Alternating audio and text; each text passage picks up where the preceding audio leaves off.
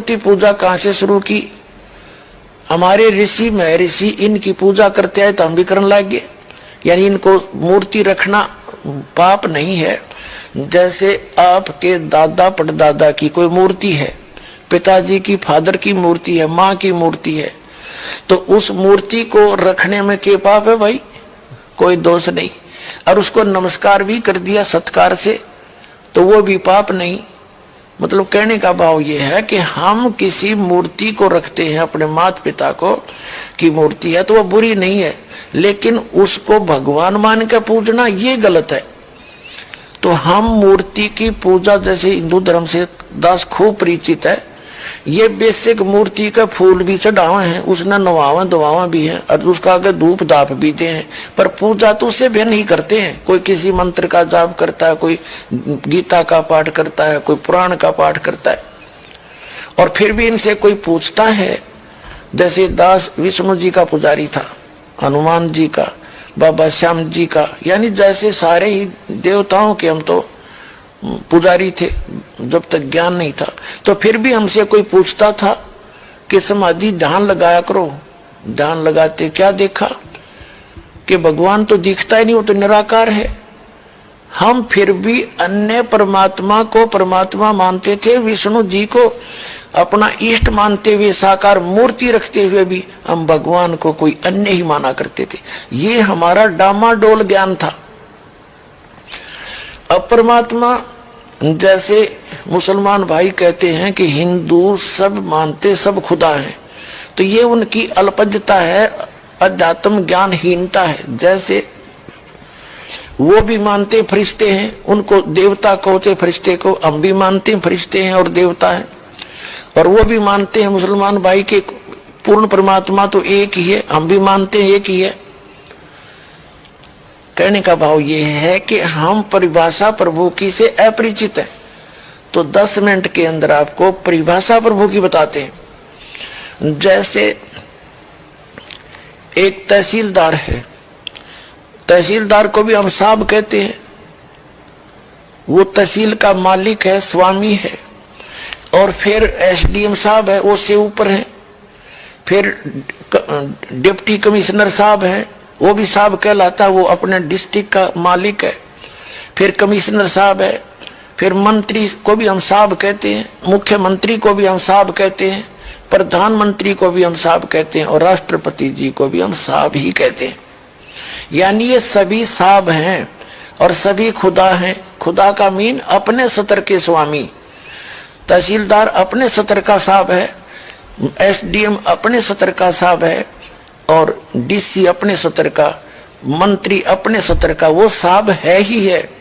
और मुख्यमंत्री अपने सतर का साहब है, प्रधानमंत्री अपने सतर का साहब है, और राष्ट्रपति ओवरऑल कंट्रोलर वो सब का साहब है। तो सभी साहब भी हैं और सभी उस खुदा के भी उस खुदा के हैं। यानी सभी साहब होते हुए जितने मंत्री मुख्यमंत्री हैं, और ये सब उसके हैं, किसके? राष्ट्रपति के। उस सभी राष्ट्रपति के हैं, ये उस एक खुदा के हैं हम सभी। लेकिन ये सभी अपने सतर पर भी देवता भी हैं। उनका ये सोच अध्यात्म ज्ञानहीनता के कारण है कि हिंदू मानते हैं कि सब खुदा हैं। वो तो पृथ्वी को भी खुदा कहें, सूरज ने भी भगवान माने, पानी को भी, जल को भी भगवान मानते हैं, और पृथ्वी सबको। इसका भाव ये है कि जैसे यहाँ एक विद्युत मंत्री है, एक फॉरेस्ट मिनिस्टर है, तो विद्युत मंत्री कोई जड़ नहीं है, वो एक मनुष्य है। उसके अंतर्गत ये सारी इलेक्ट्रिक विभाग जो इलेक्ट्रिकल, ये सारे विभाग आते हैं। ऐसे ही जैसे कोई फॉरेस्ट मिनिस्टर है, वो कोई वृक्ष नहीं है, कोई जंगल समूह नहीं है, वो जंगल समूह का कंट्रोलर है। ऐसे ही जो सूर्य देवता है, उसका नाम सूर्य देव है, वो नर आकार है, एक चलती फिरती शक्ति है, और उसके अंदर जितने भी प्रकाश स्रोत हैं विश्व के, वो सारे उसके कंट्रोल में है। वो विद्युत मंत्री समझ लो। ऐसे ही जल को भी कहते देवता मान नहीं है। जल एक वरुण है, वरुण देवता है, वो उसको भी जल बोलते हैं। वरुण देवता है, वो जल के सभी स्रोतों का कंट्रोलर है। ऐसे ही एक पृथ्वी देवी है, वो सभी इन पृथ्वी ग्रहों का सबकी संचालक है। तो ऐसे ही हम सभी देवता अलग अलग हैं। अब ये हिंदू क्या मानते हैं कि सभी खुदा भी हैं, और ये सब जितने जिस स्तर के खुदा हैं, स्वामी हैं, मालिक हैं, ये सब एक ही खुदा के हैं। इन सब का ओवरऑल कंट्रोलर केवल एक ही है, वो अल्लाहु अकबर है, वो कबीर है। This is the definition of God. ये उस परमात्मा की परिभाषा है। इसको ना समझकर हम भ्रमित हैं।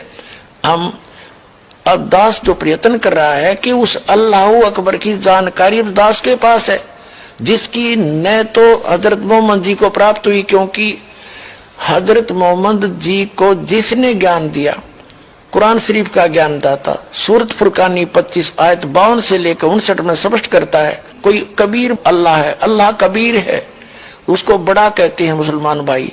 तो बड़ा भगवान है, उसकी जानकारी कुरान शरीफ का ज्ञान दाता भी नहीं जानता। वो कहता उसके लिए ये वही है, वो अल्लाहु अकबर जिसने 6 दिन में सृष्टि रची, 7वें दिन तख्त पर जा बैठा। और उसकी खबर किसी बाखबर से पूछो, इससे सौसीध है कि कुरान शरीफ का ज्ञानदाता भी उस अल्लाहु अकबर के से अपरिचित है, उसकी ना भक्ति से परिचित है, ना उसके ज्ञान से परिचित है। वो कौन है, कहाँ है, उससे भी परिचित नहीं है। उसके से ये दास परिचित है, वो बाखबर ये पर दास है। इसके पास आओ और अपना कल्याण कराओ।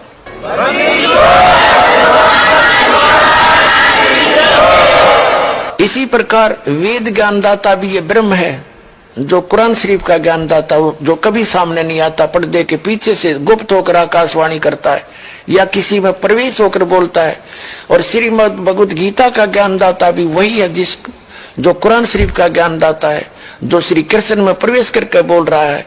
जैसे कुरान शरीफ का ज्ञानदाता हजरत मोहम्मद के अंदर प्रवेश करके उसके अंदर से आवाज निकल रही है, उसमें कभी फरिश्ते प्रवेश करते हैं, जैसे भी वो मानते हैं।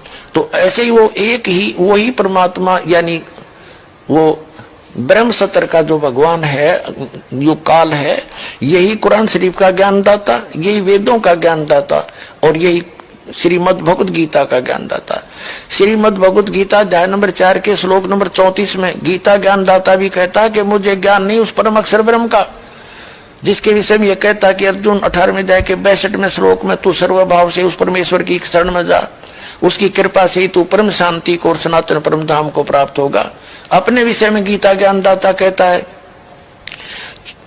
4थे अध्याय के 5 और 9 श्लोक में, दूसरे अध्याय के 12वें श्लोक में और 10वें अध्याय के दूसरे श्लोक में कि अर्जुन तेरे और मेरे बहुत जन्म हो चुके, तू नहीं जानता मैं जानता हूं। इसलिए वो क्या कहता है 15वें अध्याय के 4थे श्लोक में कि तत्वदर्शी संत के मिलने के उपरांत परमेश्वर के उस परम पद की खोज करनी चाहिए, जहां जाने के बाद साधक फिर लौटकर कभी संसार में नहीं आते।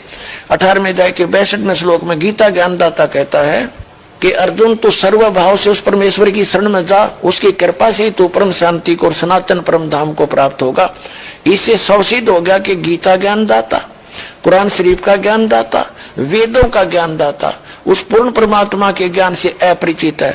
यजुर्वेद अध्याय नंबर 40 के मंत्र नंबर 10 में वेद ज्ञानदाता भी कहता है कि कोई तो परमात्मा को असंभवात, यानी वो कभी जन्म नहीं लेता, निराकार मानते हैं, और कोई संभवात कहते हैं कि वो जन्म लेकर आता भगवान जैसे राम और कृष्ण के रूप में।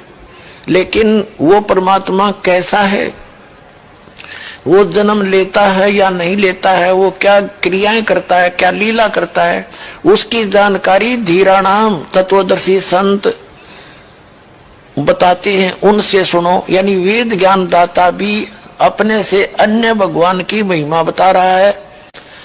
40वें अध्याय के 15 और 17 श्लोक में 2 प्रभु से 2 जाते हैं।